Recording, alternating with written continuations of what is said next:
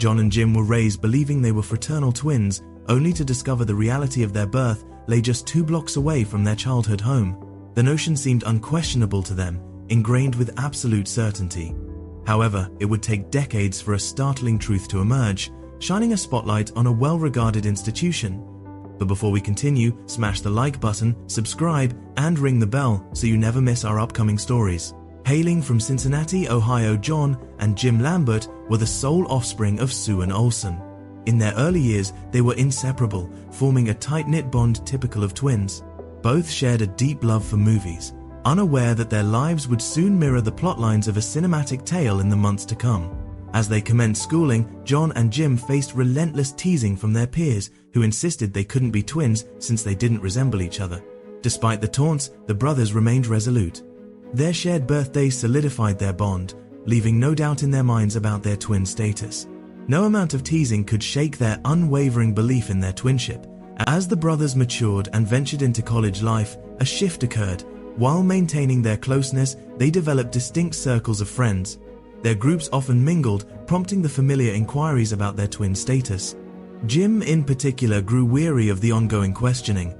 On a particular day, during a night out for drinks, Jim reached his breaking point. Amidst their group, a mutual friend took things too far. In a drunken stupor, the friend stood up and cracked a tasteless joke about the twins' mother. He insensitively insinuated that their mother had been involved with 2 men, resulting in their conception. Jim was on the brink of throwing a punch when his brother intervened. Jon, typically the more composed one, stepped in, emphasizing that their friend's comment was a drunken jest. However, Jon soon realized that this situation was significantly affecting his brother. Returning to their dorm room, Jon noticed Jim's evident distress. Taking a seat, he encouraged his brother to open up. Initially reluctant, Jim hesitated to discuss the matter. He had been grappling with various issues lately. However, with Jon's persistence, Jim relented, eventually revealing something that would leave his brother utterly astonished. Jim harbored doubts about his connection to the family, plagued by a persistent feeling that he didn't quite belong. Despite Jon's reassurances, pointing to the coincidence of their shared birthday and the fact they were both born at the same hospital, Jim's uncertainty only grew. One afternoon, searching for answers, Jim pulled out a family photo album their mother had lovingly assembled. As they flipped through the pages together, Jon noticed, perhaps for the first time, a stark difference in resemblance. Jon shared many features with their parents, but Jim did not. The realization unsettled them both, but out of fear of upsetting their parents, they decided not to investigate further. They made a silent agreement to leave the subject alone. Years later, while visiting Xavier University, their friend Amy was startled to see someone on campus who looked exactly like Jon. She spent the day tracking him down, only to discover he was actually another student named Danny. The sight of someone so uncannily similar to Jon revived the old questions, casting renewed doubt on the brothers' true relationship. The guy simply smiled and continued on his path, leaving Amy puzzled. However, a memory surfaced from something she had read years ago about everyone having a look-alike somewhere in the world. The guy in front of her was undoubtedly Jon's doppelganger. Amy chose not to detain the guy and allowed him to continue on his path. However, she felt a pressing need to inform Jon about what she had just witnessed. Aware that Jon had a twin, she contemplated the possibility of a triplet scenario. Upon returning to her dorm room, Amy felt compelled to inform Jon about her startling encounter at Xavier University. Convinced that this lookalike could be a long-lost relative, she invited Jon out to dinner that evening at a cozy Italian restaurant where their conversation flowed effortlessly, covering everything from daily life to deeper reflections. Eventually, Amy detailed the bizarre incident, how she had seen someone who looked exactly like Jon at another college. Although apprehensive about bringing it up, she knew it was too significant to ignore. Jon's reaction was unexpected. He laughed off Amy's story, dismissing the idea of a perfect double as outlandish. Despite his dismissal, Amy stood by her account and suggested they visit the college together to see for themselves. Jon, however, refused, insisting Amy must have been mistaken. He saw no reason to pursue such an unbelievable claim, despite Amy's persistence that what she witnessed was real. The prospect felt absurd to him, especially while already wrestling with his complicated feelings about family. He emphasized the need for proof, suggesting Amy obtain a photo of the guy to persuade him to consider the trip. Contemplating the situation, Amy realized the challenge ahead. However, she recognized that convincing Jon hinged on showing him the doppelganger. Amy reached out to her cousin, explaining the unusual request to capture a clear picture of her classmate. She understood it would be an awkward and peculiar task for her cousin, yet Amy remained determined and eventually secured precisely what she needed. As Amy lay in bed that evening, her phone buzzed persistently, interrupting her quiet time with a book after a hectic day. Seeing the sender, her cousin, brought a smile to her face. Opening the message, she found the photos of her cousin's classmate. These images were the key. Eagerly anticipating Jon's arrival, Amy waited with the photographic evidence he had requested. When Jon finally arrived, he hesitated before looking at her phone, then froze, astonished by the sight of someone who looked exactly like him. The realization left him speechless, unable to comprehend how a stranger could be his perfect mirror image. Grateful for Amy's help, Jon asked her to send the photos to his phone, intent on investigating the situation further, but determined to keep it quiet for now. This secrecy proved challenging, since he and Jim shared a dorm room and Jim's curiosity was hard to evade. Jon began spending his days in the library to avoid questions, hoping to conduct his search undisturbed. Despite the subterfuge, Jon felt conflicted. Late at night, glancing over at Jim peacefully sleeping, he was overcome by a sense of guilt as he looked at the photo again, feeling an inexplicable connection to the stranger. Jim had always been his best friend and closest family. Nothing could change the bond he cherished with his brother, no matter what answers the investigation might uncover. Anytime Jon had endured a difficult day, Jim was always the one to lift his spirits. Despite this, the question lingered. Could Jim really not be his biological brother? 2 years earlier, when the doubt first surfaced, Jon had struggled with the idea, devastated by Jim's sense of exclusion from the family. Though Jon never voiced it, he knew Jim didn't physically resemble their parents or grandparents. Even their personalities were mismatched. Jim was much more introverted than the rest. That night, sleep escaped Jim as he stared at the ceiling, consumed by thoughts of what it would mean for their family if his theory proved correct. Why would their parents hide the truth? If Jim had other biological family, who were they? Meanwhile, Jon couldn't shake memories of Danny, the look-alike. The resemblance was uncanny.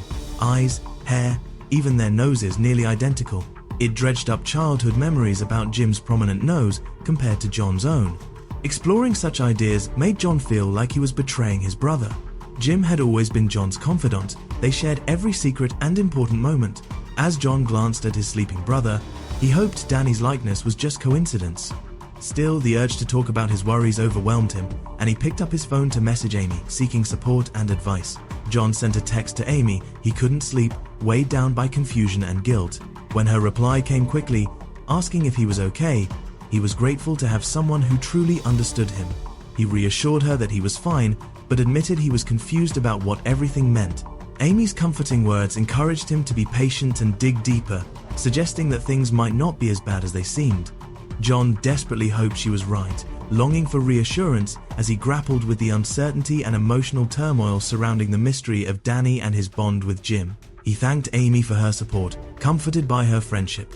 No matter what he discovered, he knew nothing could lessen his love for Jim. As Jon settled into sleep, his dreams were restless, filled with images of Jim and Danny and the uncertainty swirling around their connection. Even in sleep, anxiety followed him. His brother's importance was undeniable, and he could only hope reality wouldn't be as painful as he feared. The next morning, memories of the previous day consumed Jon as soon as he woke. Noticing Jim's bed already made, he sat up just as Jim greeted him from across the room, already dressed and cheerful. Jon struggled with the weight of secret worry, anxious and preoccupied. Jim's smile reminded Jon how much he wanted to protect his brother from hurt. Though he played off his own busyness, the truth was he needed solitude to investigate further. After dressing hurriedly, Jon headed out, determined to find answers before the day ended, but unsure where to begin. Once his classes were over, Jon rushed to the library, determined to use every bit of free time to dig deeper into the mysterious connection between himself, Jim, and Danny. He cursed the length of the university's hallways. He was hoping to make a quick getaway before Jim could stop him. He almost made it. He was nearly at the library's door. Just as Jon started his investigation in the library, he heard someone call his name and froze. Jim was impossible to avoid. Being twins meant their connection was deep, and growing up, they had even invented their own secret language that continually baffled their parents. Jim hurried toward him, asking why Jon hadn't responded, and noticing his anxious state. Jon struggled to think of an excuse. Lying to his twin felt impossible. Before Jon could answer, Amy appeared, and with perfect timing, claimed they were late for a library study session. At a computer, Jon started searching, entering their personal details, names, birthdays, hospital. The results he found were utterly unexpected, revealing information that left him stunned and uncertain about what was really true. Jon looked through all the newspapers in archives from the year they were born. It was a long, tedious process, but he was determined to get to the bottom of it. They were scrolling through when Jon finally came across the newspaper that had the correct month and year of their birth. He quickly went to the birth section, and then his blood ran cold. All the hospital records matched. Jon and Jim's names, birth date, and a photo of their parents at the hospital. He showed Amy the results. She agreed the facts were clear, yet still harbored doubts. The evidence didn't quite fit with the uncanny resemblance Jon had seen in Danny's photo. Amy reasoned that people sometimes just have lookalikes, and urged Jon to let it go so life could return to normal. Jon agreed. Relieved there seemed to be no mystery, he didn't want to trouble Jim any further. Jon invited Jim to relax and watch a movie together that night, but Jim had other plans. He was out with friends. Arriving at the empty dorm, Jon found a note from Jim and settled in for a quiet night. Meanwhile, Jim was at a crowded frat party downtown, unwinding after weeks of hard work. In the kitchen, he grabbed a drink and headed to the pool, where he unexpectedly ran into Amy. Pleasantly surprised, Jim chatted with her, asking if she and Jon had finished their library session. As Jim set down his drink, he caught sight of a familiar figure laughing across the pool, a face he immediately recognized. For a moment, Jim was certain he'd seen his brother at the party, although it seemed impossible. He moved to approach, but the lookalike disappeared into the crowd, leaving Jim baffled and unsettled. Jim assumed his brother was just enjoying himself at the party and didn't give it much more thought. After a long night, he headed back to the dorm at 2 a.m., exhausted. He found Jon watching a movie. Jim casually mentioned seeing him at the party, which left Jon confused. He hadn't gone out that night and wondered if Jim was just tired or mistaken. Determined to find answers, Jon arranged to meet Amy the next day and asked her to accompany him to her cousin's college.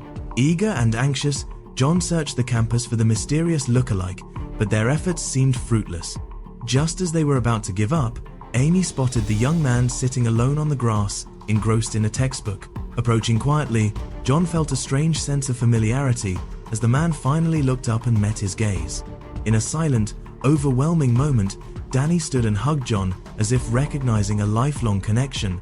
Both were stunned. By the encounter, Jon instantly knew this was more than coincidence. He was looking at his true twin. As they talked, Jon shared that he already had a twin brother, Jim, and showed Danny a photo. To his shock, Danny revealed he also had a twin, David. The realization that both pairs of twins had been switched at birth left everyone speechless. In the weeks that followed, the story made headlines. Both sets of twins had been swapped at birth, and the hospital fell under intense scrutiny. Despite the upheaval, the brothers banded together, sharing their unique story and forming close bonds. For Jim, finding his biological brother was life-changing, but Jon remained his real brother in his heart. All four stayed closely connected, grateful for the family they'd found and the future they could build together. It was a gift to discover they lived just blocks apart. Through it all, Jon knew the journey wouldn't have happened without Amy. Her persistence and friendship made their new beginning possible.